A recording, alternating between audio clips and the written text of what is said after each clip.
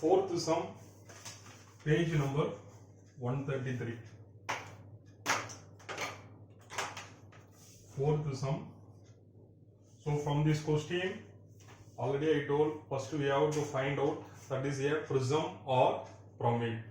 So this is a given is a prism.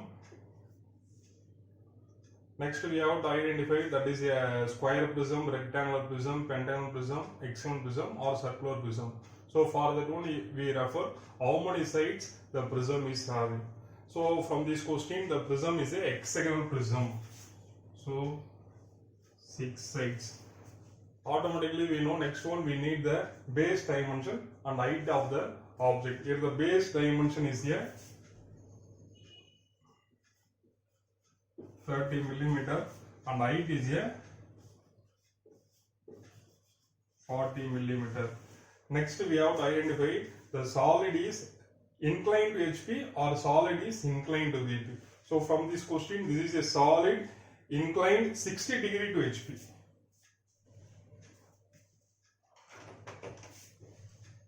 So inclined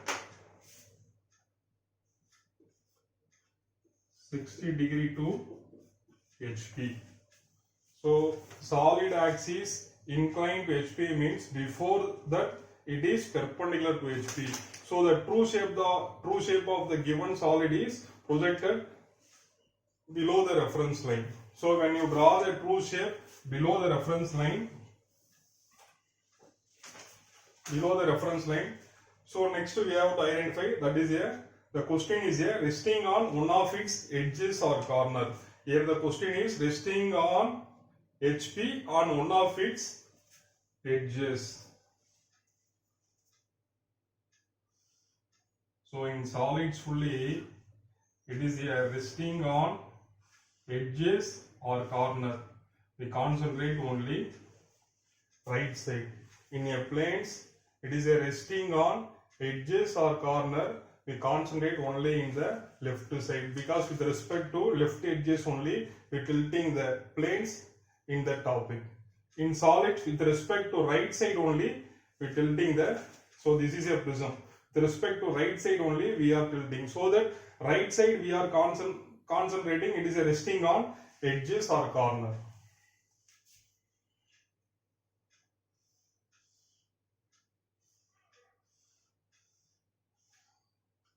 So you identify when you draw the true shape, two possibilities are available.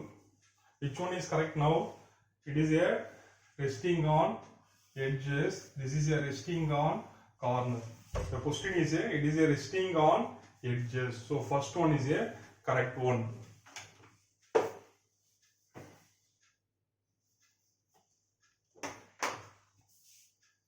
So first you draw the base dimension. So 1 1 1, 2 2 1, 3 3 1, 4 4 1, 5 5 1, 6 6 1. Now you project the all longer edges. So we find out we have to draw the axis line here. For that one we find out the center point from this true shape. For that one we connect the all opposite diagonals.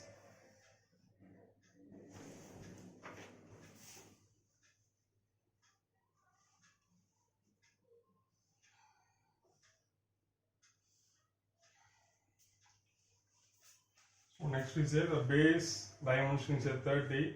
Height of the object is 40 millimeter.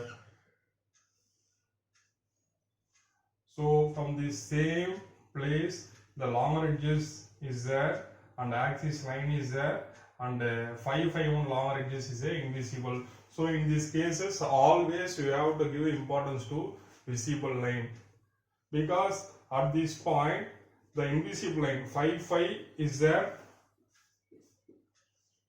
2 2 1 is a visible line, 5 5 1 is a invisible line and axis line also available. So in these cases you have to give only importance to visible line 2 2 1.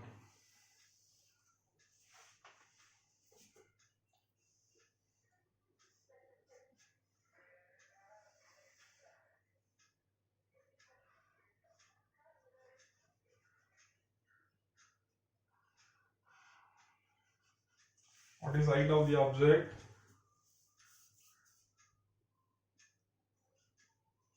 40. Base dimension 30.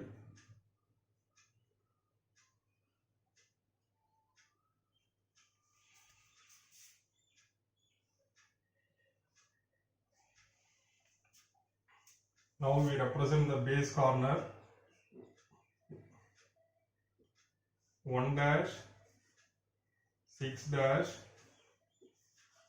If you see from here, 1 1 long edge is visible, 2 2 1 long edge is visible, 3 3 1 long edge is visible. But 4 4 1 long edges, 5 5 1 long edges, 6 6 1 long edges opposite from the observer. So these 3 long edges are invisible one. These 3 long edges are visible one. 2 dash 5 dash 3 dash 4 dash. These are all top corner, top edges. Now you represent the notations for base corner. 1 1 dash 6 1 dash 2 1 dash 5 1 dash 3 1 dash and 4 1 dash. Our solid axis is 60 degree to HP. Now this is a axis line. The 2 2 1 long edges is a axis line. 20 to 30 mm distance. First you mark a point 0 degree, 90 degree, 180 degree. You place the angle measurement, then you mark the angles. 0, 10, 20, 30, 40, 50, 60.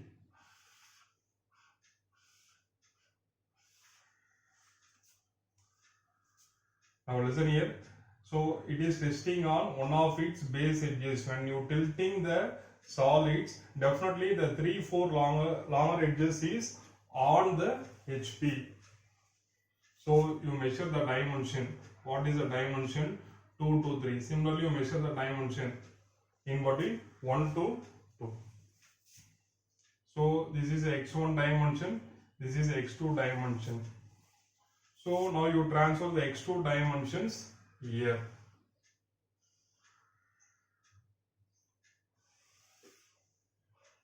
Also you take the height from this front view. 1 1 dash 6 1 dash 2 1 dash 5 1 dash 3 1 dash 4 1 dash. Similarly, you represent the top corner 2 dash 5 dash 3 dash 4 dash. Also you represent the angles for this axis inclined to HP. By using 2H pencil, you project the all base corner from this final front view. Also you project the top corner from this final front view. Also you project the all base corner from this true shape. So 1 1 long edges, 2 2 long edges, 4 4 long edges, and 5 5 long edges.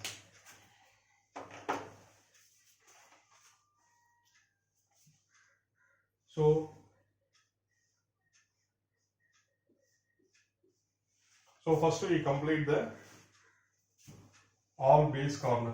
This is here 1 1. This point is 2 1. This point is 3 1. This point is 4 1. This point is 5 1. This point is 6 1. Also, we mark the notations for top corner also.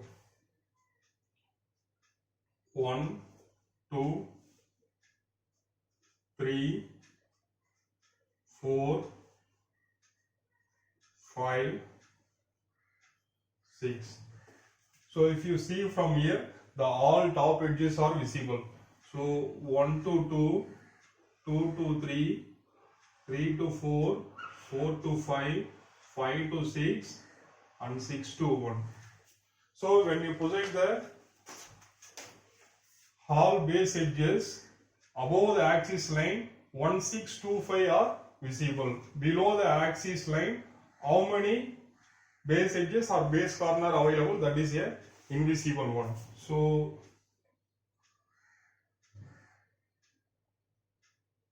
here the first you whatever you know, first you complete that one.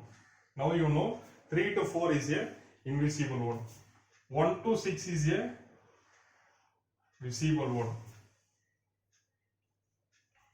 Similarly, the respective 6 to 5 and 1 to 2 is a visible one. Now 4 to 5 and 3 to 2 is a invisible one.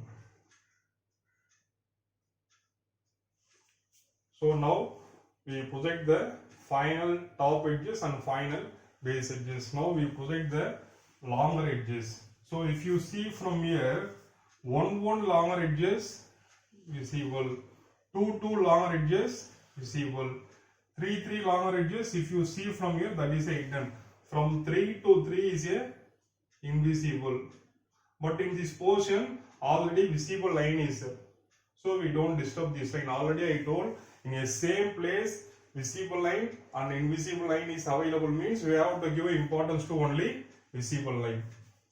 Next is a 4 to 4 one.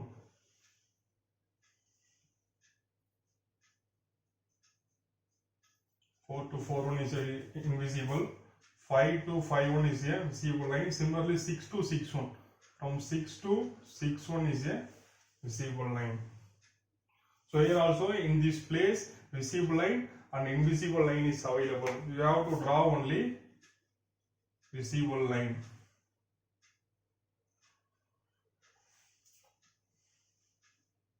So one more important thing, generally in the final projections, the outermost corner, all are visible only. This is a one more additional information for you. Thank you.